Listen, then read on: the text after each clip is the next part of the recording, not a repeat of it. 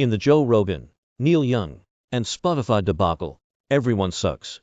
In case you've been living in a house made of cotton wool that exists under a rock, you'll have heard about the debacle between Joe Rogan, Neil Young, and Spotify. And, in these troubling times, I'd like to share a message of solidarity and hope. Here it is. Everyone sucks. Some people more than others. Certainly. But it's still all of them. The people all suck. Anyone involved sucks. By proxy, that means I also suck. But I'm not willing to submit my mind to this level of scrutiny just yet. Before we get into why I'm the only one with the correct opinion, we need to do a little bit of history. Don't worry, I'll keep it brief. Last week, acclaimed artist Neil Young demanded that Spotify either remove his music from the platform, or do the same with the Joe Rogan Experience podcast. The reason? Spotify and the JRE are spreading fake information about vaccines. And, in this instance, Young is right. Surprising no one, Spotify sided with Rogan. Neil Young's music is off the platform. I mean, what else would have happened? Spotify spent over $100 million to make Rogan's podcast exclusive to its network. It's not gonna piss that up the wall. After Neil Young left Spotify, Joni Mitchell and Bruce Springsteen guitarist Nils Lofgren zeroed to followed suit. Not exactly an exodus, but it's some influential people. Well, too. Following zero to this, Spotify had billions wiped off its market value. It reacted by stating it'll include a content advisory warning on the JRE. The idea here is that people who follow the link will be taken to a resource center that contains the latest medical information about the coronavirus. From what we can tell so far, this will be a label similar to explicit content, rather than an audio warning. In response to the above, Joe Rogan released a video on Instagram where he effectively says sorry, not sorry.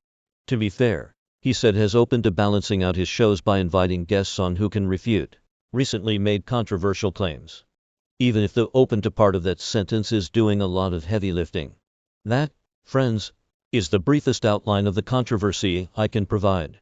Now, let me explain why everyone fucking sucks. Let's begin with the least sucky major player in the saga, Neil Young. On one hand, respect to my king for making a stand. On the other, how about you don't use this as an opportunity to promote people moving to Amazon Music? The company is multitudes worse than Spotify. I mean, Amazon zeroed to gives its facial recognition tech to law enforcement, mistreats its employees, and is generally pretty evil. If Neil Young didn't zero to suck, he'd remove his music from all streaming platforms. It's not like he needs the cash. After all, in my mind, his actions feel less like those of a fire and brimstone revolutionary, and more of a boomer-ass old man shouting at the clouds. I'm sorry to tell you this, but Neil Young sucks. One of the reasons this whole saga has exploded is because the emotions Joe Rogan evokes. The majority of people either compare him to a truth-telling freedom fighter, or say he's an absolute fucking clown. There's little middle ground here. The fact is he's just a vaguely sucky dude bro with a popular podcast. Let's put it another way. Both these statements are true. He should do better, but is also in a position of cultural power that's unheralded. Tens and tens of millions of people listen to him by choice. You could make a compelling argument that, in terms of people hours, he's the most listened to individual in human history. A newsroom with a fraction of his audience has a whole team of people cross-checking stories and providing accountability. Rogan does not. And he definitely should because he often says downright wrong and hateful things, even if his heart is generally in the right place. We could go on forever, but it's best summed up like this. If you think Joe Rogan does suck, then you suck. And if you think Joe Rogan does suck, then you, friend, also suck. And Joe Rogan himself, well, that man sucks. Ah yes. Now we're on to the Godzilla suckiness. Spotify. Let's get this out the way first. I'm a firm believer this Joe Roganeil Young saga is good for Spotify. Billions were wiped off its market value, but a similar thing happened to Nike when it dropped its Kaepernick ad. Stock dropped by 3.2% and boycott Nike trended on Twitter. But a year later, it increased its value by $6 billion and saw a 31% boost sales. Boost.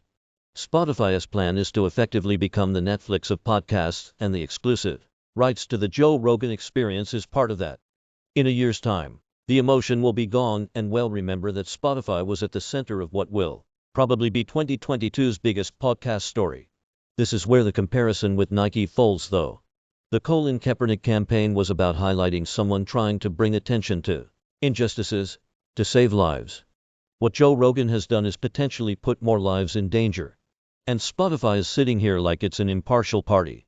In fact, as this excellent piece by Ryan Broderick points out, Spotify is Rogan as publisher.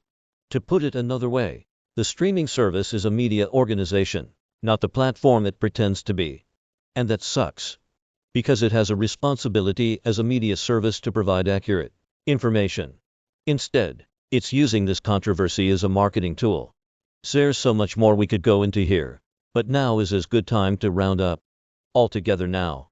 Spotify sucks. Joe Rogan sucks. Neil Young sucks. And you know what? The media involved in this debacle, including yours truly, also suck.